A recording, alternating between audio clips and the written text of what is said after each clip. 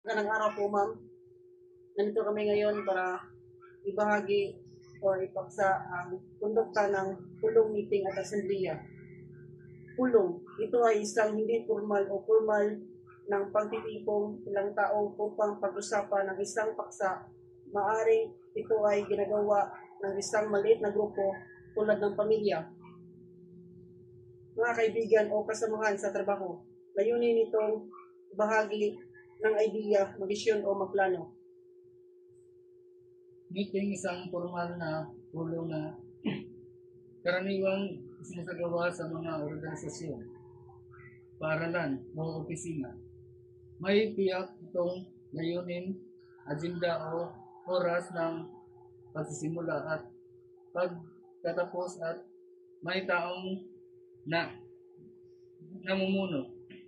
Karaniwan ay pangulo.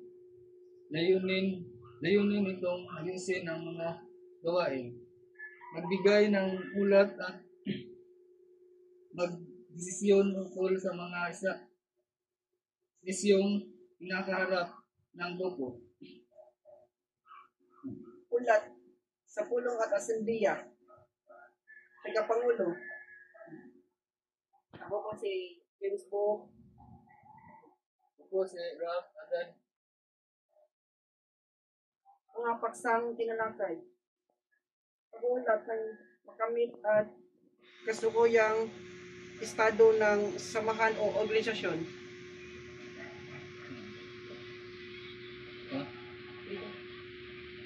Kasulukuyang estado ng organisasyon, pinansyal ng kalagayan.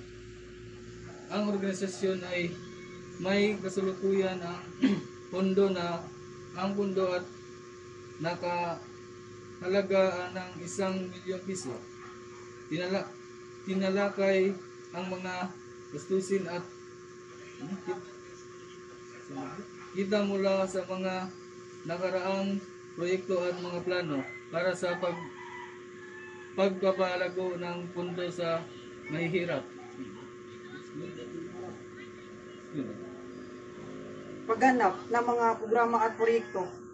Ang mga kasulukuyang proyekto ay nasa magtagumpay tulad ng sa proseso, magtagumpay na ipatupad. May ilang hamon. Nakaharap ang mga proyekto sa mga sumusunod na hamon.